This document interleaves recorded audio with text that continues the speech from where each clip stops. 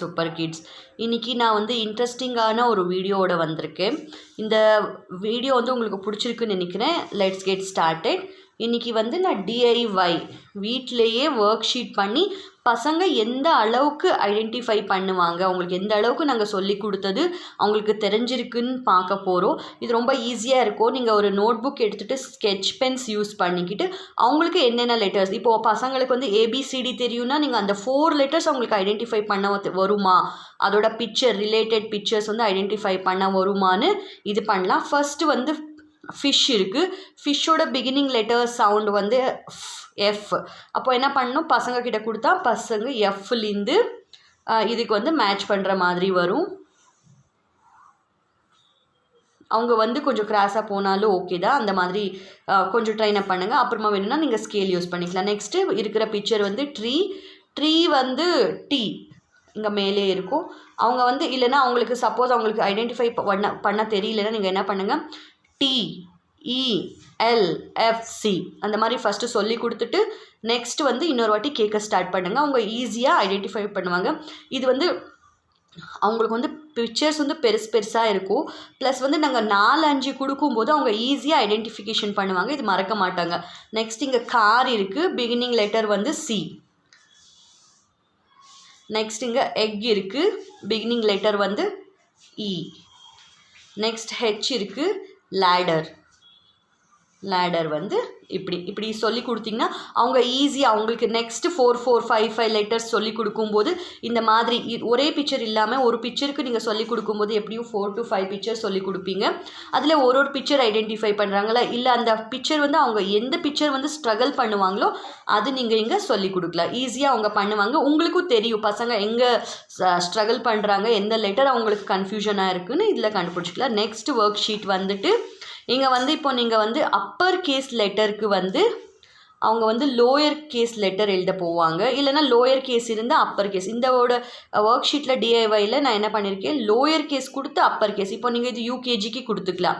அவங்களுக்கு small letters தெரியும்னா அவங்க கேபிட்டல் லெட்டர்ஸ் எழுதுவாங்க. இப்போ ஏ இருக்குன்னா அவங்க வந்து கேபிட்டல் ஏ எழுதணும்.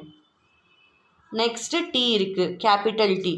அந்த மாதிரி அவங்களுக்கு H, B, L, U, E, M, G, I, K, Y இந்த எல்லா லெட்டர்ஸும் சொல்லி கொடுக்கும்போது அவங்களுக்கு upper case lower case letters அவங்களுக்கு ஐடென்டிஃபை பண்ண தெரியுமான்றது நீங்கள் இதில் வந்து கண்டுபிடிச்சிடலாம். சப்போஸ் தெரியலனா இதே மாதிரி ஒர்க் ஷீட் வந்து சொல்லி கொடுத்து இல்லைனா லெட்டர்ஸ் வந்து தனித்தனியாக சொல்லி கொடுத்து ஈஸியாக சொல்லி கொடுக்கலாம். இப்போ H, B, L, U, E, M, G, I, K, Y இந்த மாதிரி பண்ணிங்கன்னா அவங்க ஈஸியாக வந்து என்ன பண்ணுவாங்க, இந்த லெட்டர்ஸ் வந்து ஐடென்டிஃபை பண்ணுவாங்க. நீங்கள் என்ன பண்ணலாம், இன்னொரு வாட்டி சப்போஸ் பசங்க முடிச்சாச்சுன்னா நீங்கள் எரேஸ் பண்ணிவிட்டு திருப்பி இன்னொரு வாட்டி கூட கொடுக்கலாம்.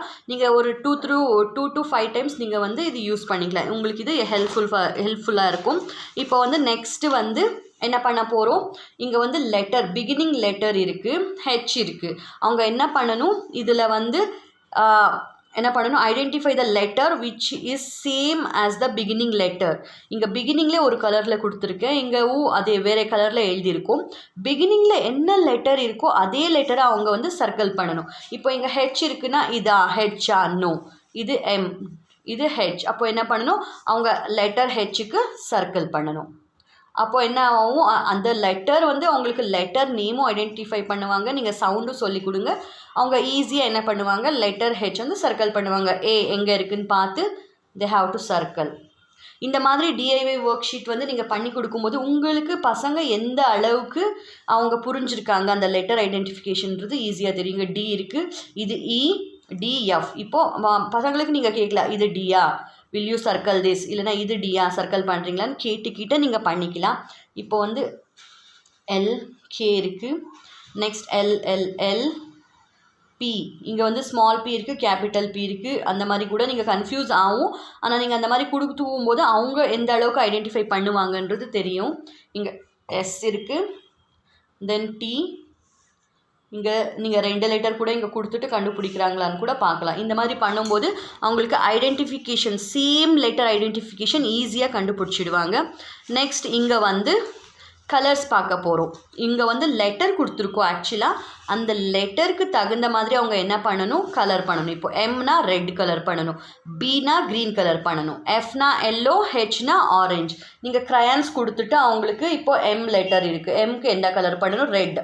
எங்கெங்கே எம் இருக்குதுன்னு கண்டுபிடிச்சிட்டு தே ஹாவ் டு கலர். அப்போ என்ன ஆகுது, அவங்களுக்கு அந்த letter identification plus colour identification ரெண்டுமே இதில் வரும். இப்போ பிக்கு வந்து க்ரீன் அடிக்கும்போது ஈஸியாக அவங்களுக்கு வந்து ஐடென்டிஃபை பண்ணிடுவாங்க எப்படி அடிக்கணும்னு.